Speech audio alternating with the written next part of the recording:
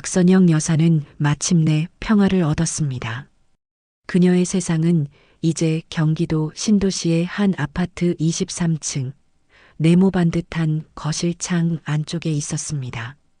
30년을 동동거리며 살아온 인생에 대한 보상이었습니다.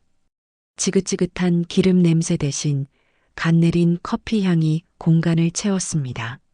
손님들의 왁자지껄한 목소리 대신 멀리 강물이 흐르는 소리가 고요하게 들려왔지요. 선영은 조심스럽게 하얀 찻잔을 들어 한 모금 마셨습니다. 따뜻한 온기가 입안을 감돌았습니다. 이 순간을 위해 그녀는 모든 것을 바쳤습니다. 창밖으로 보이는 강변도로를 따라 차들이 미끄러지듯 움직였습니다. 저 불빛 하나하나에 저마다의 사연이 있겠지요. 선영의 사연은 서울의 한복판, 낡고 복잡한 재래시장 골목에 있었습니다.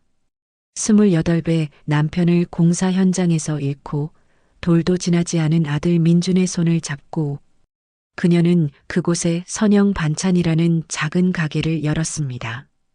그녀의 하루는 새벽 4시, 아직 어둠이 가시지 않은 시간부터 시작되었습니다. 차가운 물에 손을 담가 콩나물 대가리를 따고 무거운 배추를 절여 이고 나르다 보면 허리가 끊어질 듯 아파왔습니다. 손톱 밑에는 늘 검은 양념이 끼어 있었고 파스를 붙이지 않은 날이 드물었습니다. 그래도 아들이 자라는 모습을 보면 힘든 줄도 몰랐습니다. 가게 뒤편 좁은 방에서 웅크리고 잠든 민준의 얼굴을 들여다보는 것이 유일한 낙이었습니다. 우리 아들, 이 다음에 커서 훌륭한 사람 돼야 해. 이 엄마처럼 기름 냄새 맡으며 살면 안 되지. 그것은 아들에게 하는 다짐이자 스스로를 채찍질하는 주문과도 같았습니다. 민주는 그런 엄마의 희생을 먹고 무럭무럭 자랐습니다. 대학에 가고 번듯한 회사에 취직하고 어여쁜 며느리 지혜를 데려왔을 때 선영은 이제 모든 고생이 끝났다고 믿었습니다. 모든 것이 제자리를 찾았다고 생각했던 어느 저녁, 균열은 아주 사소한 대화에서 시작되었습니다. 온 가족이 모인 식사 자리였습니다. 선영은 조심스럽게 말을 꺼냈습니다. 나 이제 가게 정리하고 평생 모은 돈으로 조용한데 아파트 하나 얻어 들어가련다. 이제 좀 쉬어야지. 잠시 정적이 흘렀습니다. 선영의 말을 곱씹던 아들 민준이 숟가락을 탁 소리나게 내려놓았습니다. 그의 표정은 딱딱하게 굳어 있었습니다. 어머니, 지금 저희 사는 꼴 안 보이세요? 혼자 사시는데 무슨 30평짜리 큰 아파트가 필요하세요? 날카로운 목소리였습니다. 선영은 순간 숨을 멈췄습니다. 옆에 있던 며느리 지혜가 기다렸다는 듯 거들었습니다. 그녀의 목소리는 꿀을 바른 듯 상냥했지만 그 안에는 서늘한 가시가 숨어 있었지요. 맞아요, 어머님. 요즘 친구들 만나면 다들 신도시에 산다고 자랑하는데 저희만 좁은 빌라에 산다고 얼마나 기가 죽는지 몰라요. 어머님 노후는 저희가 책임질 텐데 뭘 그리 이기적으로 따로 챙기세요? 이기적. 그 한 단어가 선영의 가슴을 후벼 팠습니다. 평생 자신을 위한 옷 한 벌 제대로 사입지 않았습니다. 아들 등록금 때문에 가게 권리금을 빼려 했던 날도 있었습니다. 그 모든 세월이 한순간에 부정당하는 기분이었습니다. 선영은 아무 말도 하지 못했습니다. 그저 마른 입술만 달싹일 뿐이었습니다. 아들 내외의 얼굴에는 어머니의 희생은 당연하고 그 희생의 결과물은 이제 우리 것이라는 서운함과 당당함이 뒤섞여 있었습니다. 그날 밤 선영은 좁은 가게방에 누워 밤을 새웠습니다. 창밖으로 들려오는 취객들의 고함 소리가 그날따라 유난히 날카롭게 들렸습니다. 30년간 그녀는 아들이라는 단단한 울타리를 지키며 살아왔습니다. 하지만 이제 그 울타리가 자신을 가두는 감옥이 될 수도 있음을 깨달았습니다. 다음 날 아침 선영은 결심했습니다. 자신의 마지막 안식처는 스스로의 힘으로 지켜내야만 한다고. 누구에게도 말하지 않은 채 그녀는 홀로 부동산의 문을 두드렸습니다. 그것은 길고 외로운 싸움의 시작이었습니다.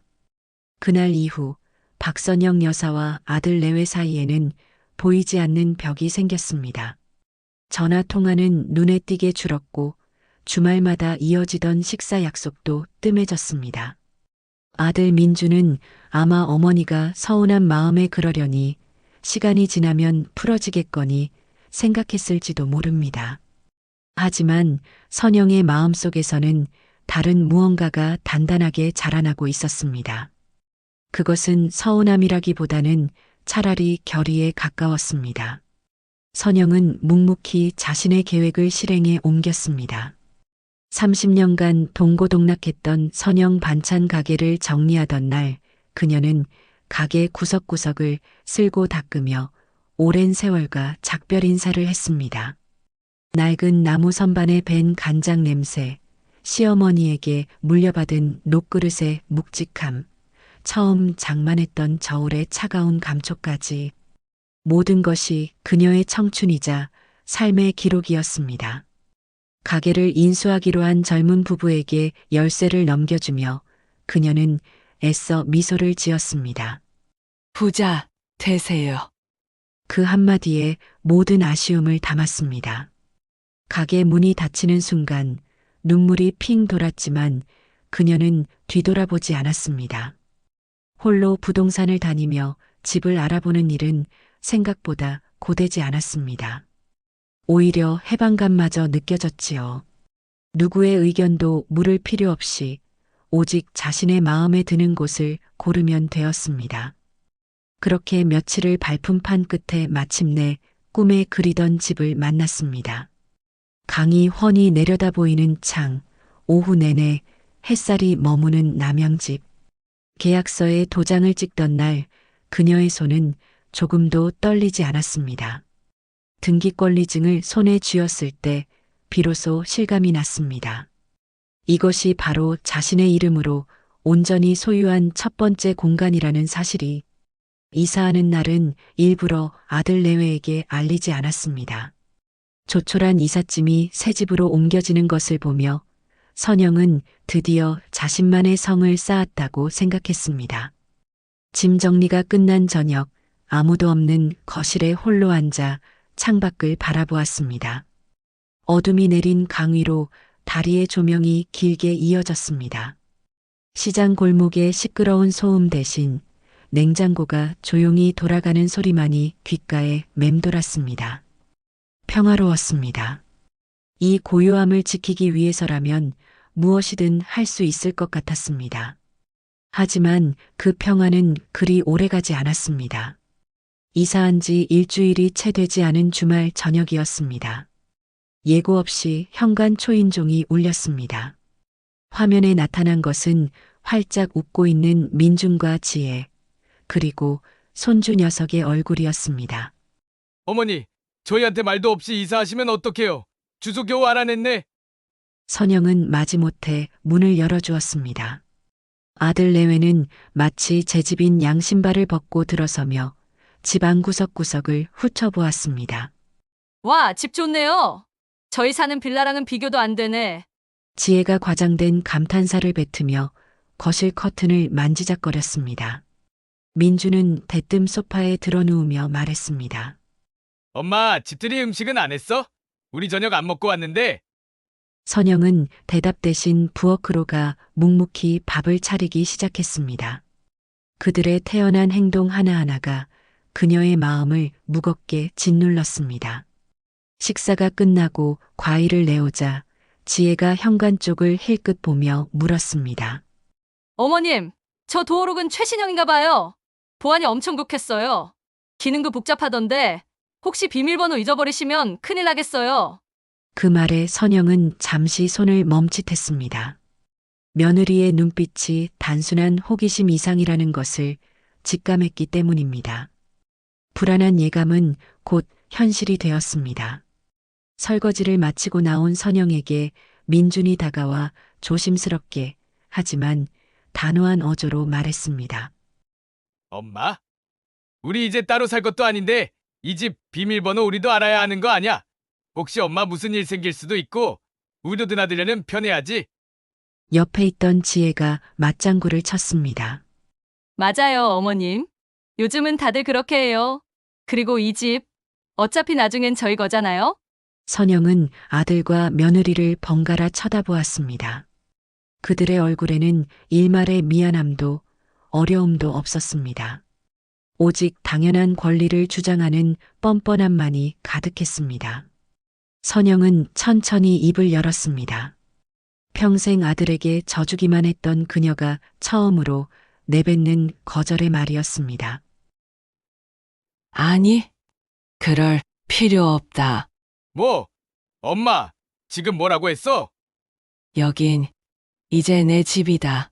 누구든 오려면 미리 연락하고 내가 문을 열어줄 때 들어오는 게 맞아. 비밀번호는 나만 알고 있을 거다. 차가운 정적이 흘렀습니다. 민준의 얼굴이 벌겋게 달아올랐습니다. 엄마, 지금 우리를 남 취급하는 거야? 어떻게 이럴 수가 있어? 남 취급하는 게 아니라 예의를 지키자는 거다. 너희도 이제 가정을 이룬 성인이잖니. 더 이상의 대화는 없었습니다. 아들 내외는 굳은 표정으로 겉옷을 챙겨 입었습니다. 현관문이 쾅 소리를 내며 닫혔습니다. 홀로 남은 거실에는 어색한 침묵만이 감돌았습니다. 선영은 힘없이 소파에 주저앉았습니다. 평생을 바쳐 쌓아 올린 성이었지만 가장 사랑하는 아들이 그 성을 허물려는 적군이 되어 돌아왔습니다. 창밖의 야경은 여전히 아름다웠지만 이제 그 평화는 위태로워 보였습니다. 더 깊은 고민과 새로운 결심이 그녀의 마음속에서 조용히 움트기 시작했습니다. 아들 내외가 현관문을 쾅 닫고 나간 뒤 박선영 여사는 한참을 소파에 앉아 있었습니다. 거실에는 무거운 침묵만이 감돌았습니다.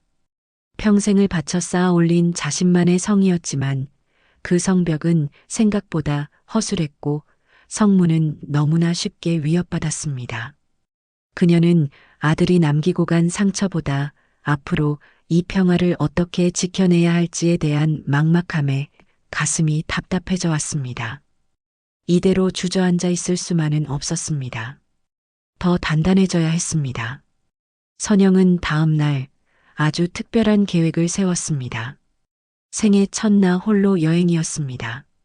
30년간 가게 문을 열지 않은 날이 손에 꼽혔습니다.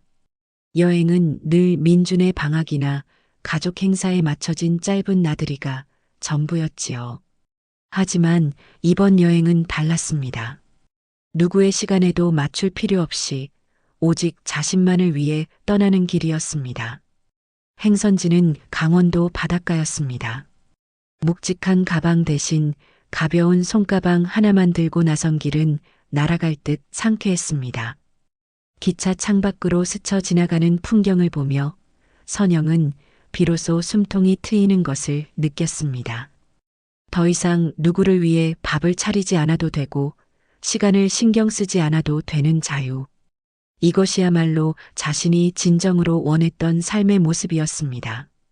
하지만 그 자유는 신기루처럼 짧았습니다. 바닷가 근처 작은 카페에 앉아 따뜻한 대추차를 마시던 그때였습니다. 손목에 스마트워치가 짧게 진동하며 알림을 보냈습니다. 현관문이 열렸습니다. 선영의 심장이 쿵 하고 내려앉았습니다. 마스터키라니. 자신은 사용한 적이 없는 방식이었습니다. 불안한 마음에 스마트폰을 꺼내 집안에 설치해둔 홈 CCTV 앱을 열었습니다. 로딩되는 동그라미를 보는 짧은 순간이 영원처럼 느껴졌습니다. 그리고 마침내 화면이 연결되었을 때 그녀는 자신의 눈을 의심했습니다. 화면 속 집은 더 이상 그녀의 안식처가 아니었습니다. 아들 민준이 거실 소파에 보란 듯이 기대 앉아 친구들과 술판을 벌이고 있었고 며느리 지혜는 사람들을 이끌고 집 구석구석을 구경시켜주며 주인 행세를 하고 있었습니다. 심지어 스마트폰을 높이 쳐들고 있었습니다. 틀림없는 SNS 라이브 방송이었습니다. 짠! 여러분, 저희 새집 어떤가요? 어머니 물려주셨어요. 강이 바로 보이죠? 며느리의 상기된 목소리가 스피커를 통해 생생하게 들려왔습니다. 카메라 앵글이 집안을 비출 때마다 선영은 심장이 멎는 듯 했습니다. 낯선 사람들이 그녀의 침대에 걸터 앉아 웃고 떠들었고, 아이들은 새로 산 하얀 소파 위에서 과자 부스러기를 흘리며 방방 뛰고 있었습니다. 선영이 매일 아침 정성껏 물을 주던 난초 화분은 구석으로 치워져 있었고, 그 자리에는 배달 음식 상자들이 어지럽게 쌓여 있었습니다. 30년의 희생으로 쌓아 올린 고유한 성이 단 몇 시간 만에 소란스러운 시장 바닥으로 변해버린 순간이었습니다. 분노보다 먼저 찾아온 것은 깊은 절망감이었습니다. 어떻게 들어왔을까? 비밀번호를 알려주지 않았는데. 마스터키. 아파트 관리사무소에 아들인 척 찾아가 비상용 키를 받아낸 며느리의 얼굴이 그려졌습니다. 그 치밀함과 뻔뻔함에 온몸의 피가 차갑게 식는 듯 했습니다. 선영은 떨리는 손으로 스마트폰 화면을 쓸어내렸습니다. 연락처 목록에서 아들이라는 두 글자가 눈에 들어왔습니다. 당장 전화를 걸어 소리를 지르고 싶었습니다. 내 집에서 당장 나가라고, 이게 무슨 짓이냐고 고함을 치고 싶었습니다. 하지만 그녀는 차마 통화 버튼을 누르지 못했습니다. 머릿속에 아들의 목소리가 울려 퍼졌습니다. 가족끼리 빡빡하게 왜 그러세요? 어차피 엄마 집이 우리 집이지. 상처만 남길 뿐인 의미 없는 다툼이 될 것이 분명했습니다. 그녀는 고개를 숙여 휴대폰을 내려다보았습니다. 라이브 방송은 여전히 진행 중이었고 웃음소리는 그치지 않았습니다. 그 순간 절망으로 가득 찼던 선영의 눈빛이 차갑게 변하기 시작했습니다. 이것은 더 이상 가족 간의 서운한 문제가 아니었습니다. 명백한 무단 침입이자 재산권 침해였습니다. 화면 속에서 벌어지는 모든 상황이 CCTV 화면 속에 고스란히 증거로 기록되고 있었습니다. 이제 감정에 호소할 때가 아니었습니다. 그녀는 마지막 남은 이성으로 가장 확실한 방법을 떠올렸습니다. 선영은 연락처 목록을 닫고 다시 전화 앱의 다이얼을 열었습니다. 그녀의 손가락은 더 이상 떨리지 않았습니다. 단호하고 망설임 없는 손길로 그녀는 천천히 3개의 숫자를 눌렀습니다. 이 위기를 어떻게 극복할지에 대한 답은 오직 하나뿐이었습니다.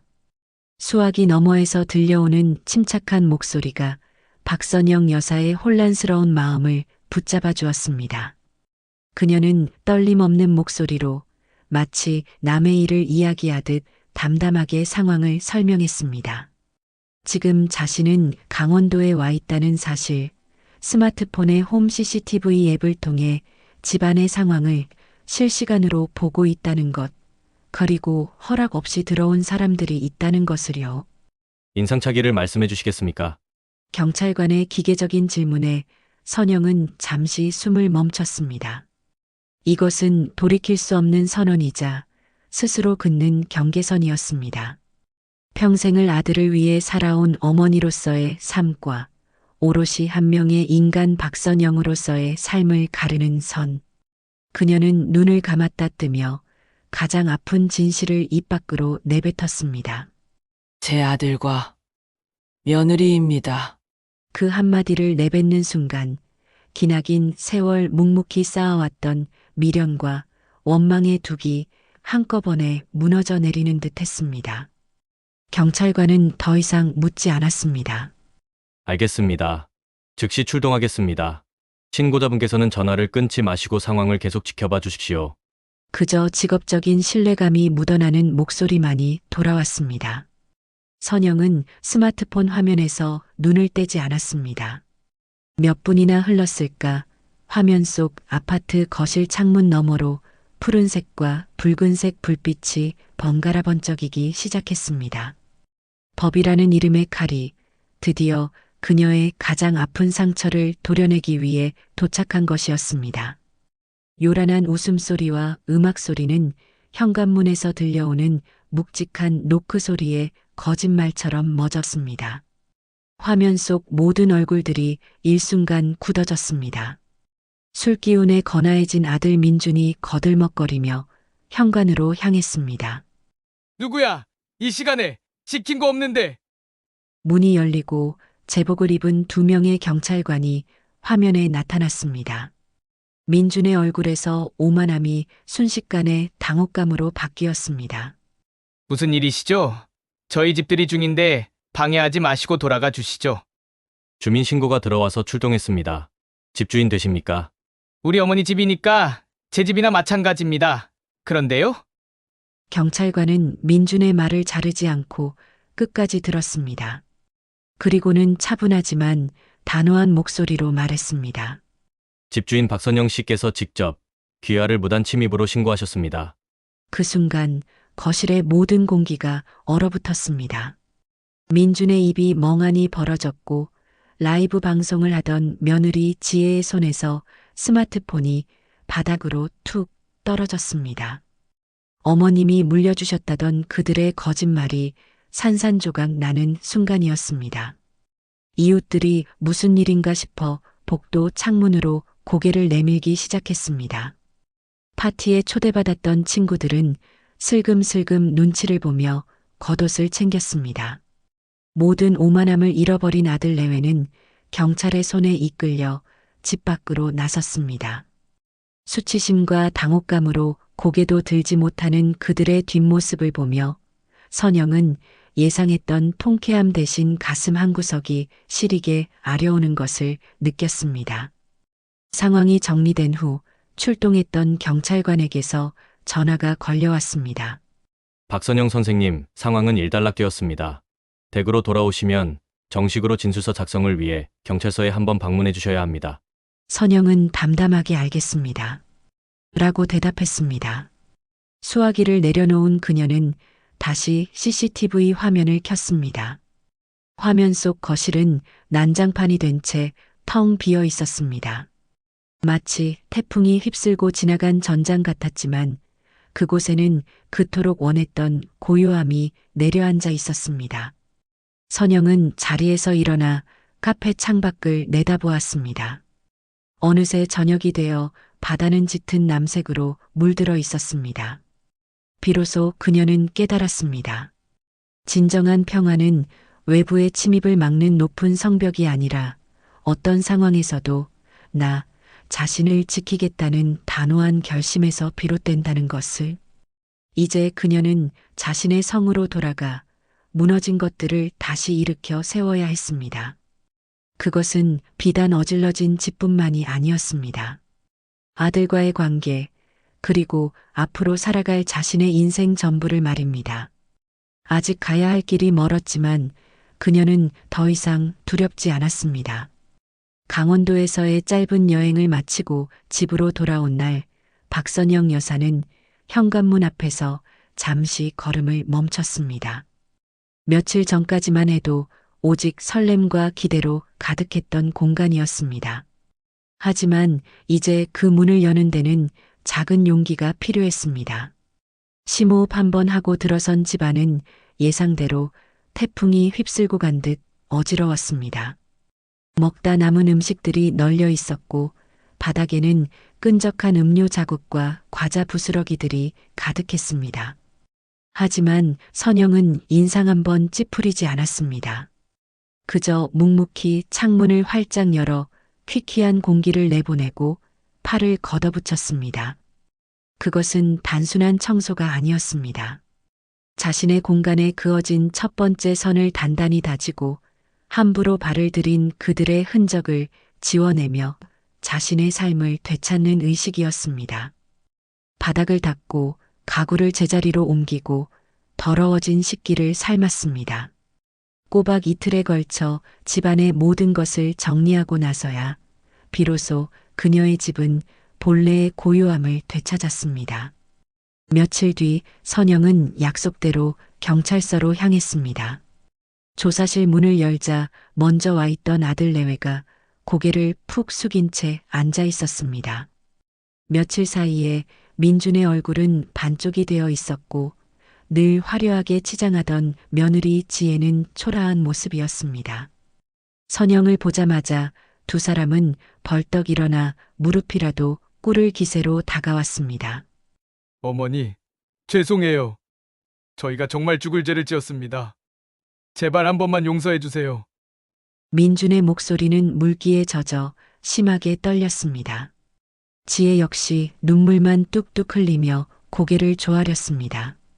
선영은 그들을 바라보며 아무 말도 하지 않았습니다. 잠시 후 그녀는 아들 내외를 지나쳐 담당 경찰관 앞에 앉으며 나지막이 말했습니다. 용서는 제가 하는 게 아니겠지요. 당신들이 당신들의 잘못을 얼마나 아프게 깨닫는지에 달린 겁니다.